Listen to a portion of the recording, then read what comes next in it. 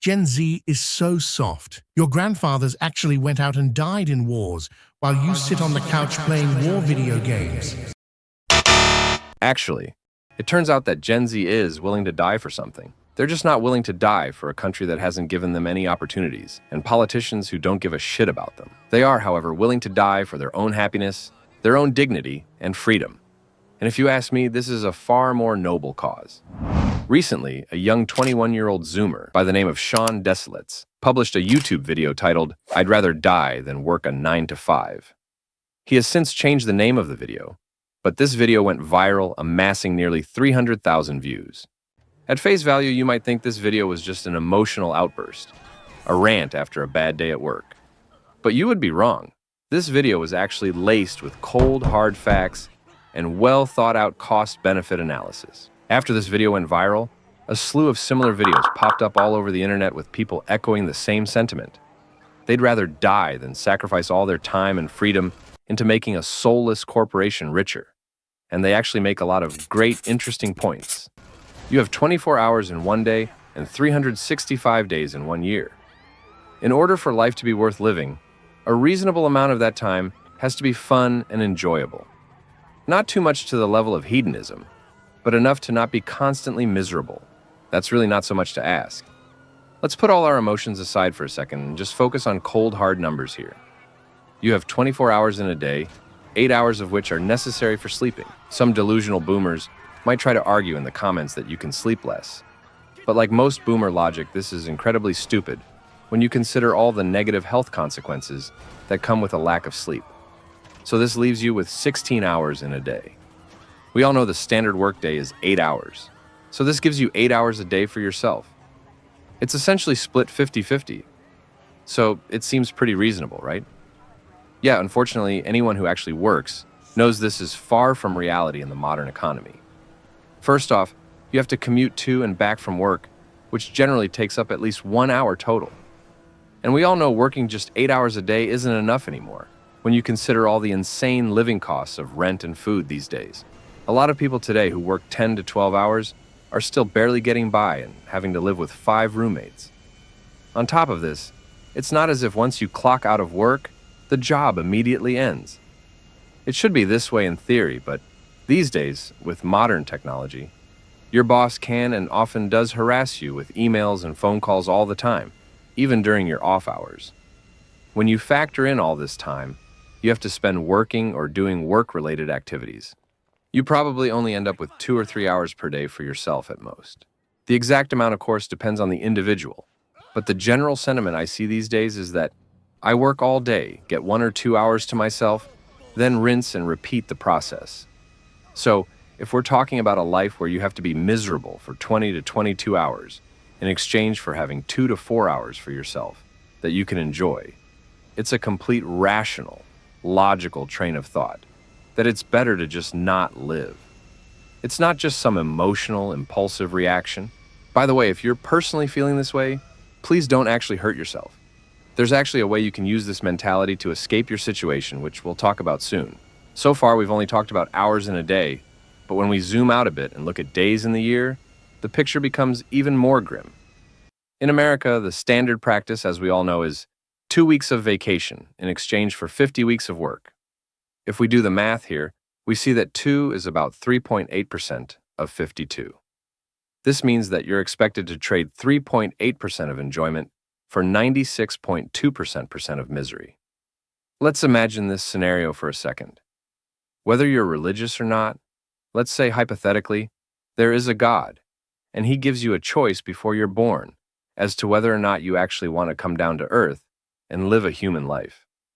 If he were to tell you that life on earth was 96% misery and only 4% happiness and enjoyment, I'm sure just about everyone would say, "No, fuck this shit. I'd rather just not be born." And that would be the complete logical, reasonable choice to make. I'd rather be a free man in my grave than living as a puppet or a slave. Jimmy Cliff. As bad as the cost-benefit ratio of modern jobs are, and they are bad, I wouldn't even say that's the biggest reason working a 9 to 5 is worse than death. Basic human respect and dignity are fundamental principles I believe everyone should be treated with. And I don't think this is even a remotely controversial opinion to have. But in modern workplaces, apparently it is. The modern workplace is legit one of the most disgustingly toxic and abusive environments there is. Bosses are constantly screaming, spitting on, and verbally abusing employees, a lot of times just out of ego.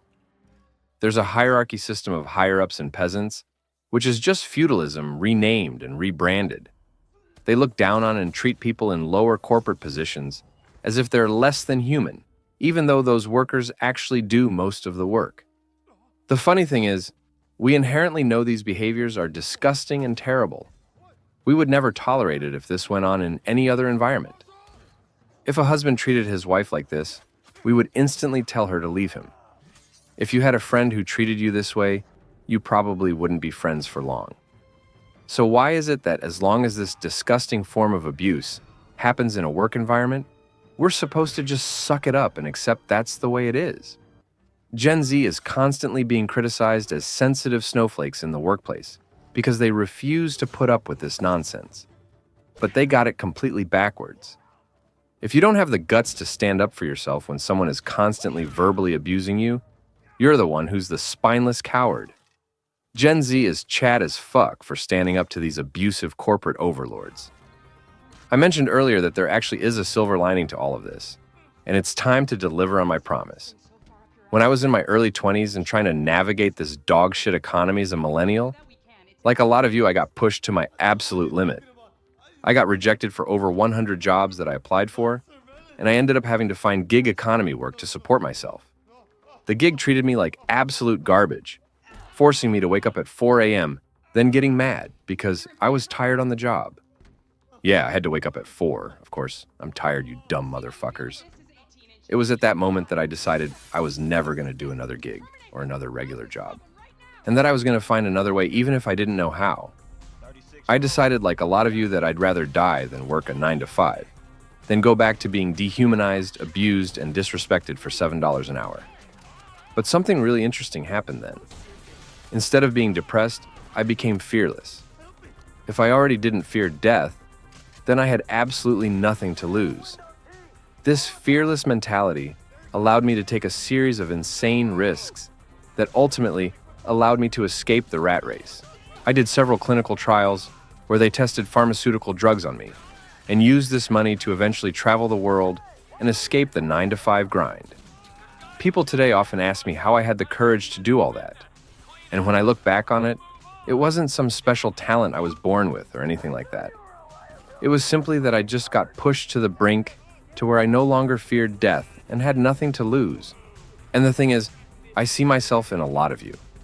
A lot of you are looking for ways to escape this insanely horrible society and economy we live in and find alternative paths to happiness and fulfillment. But to venture off the traditional path means you're going to take huge risks, and that's going to require a lot of courage.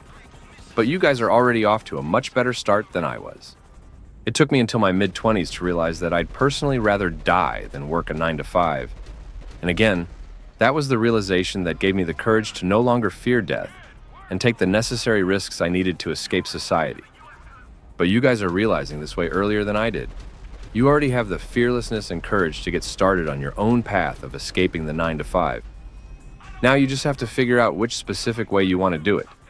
From traveling to van life to extreme survivalism, there are many different ways to escape society, and I've put them all in a comprehensive tier list video for you, which you can check out right here.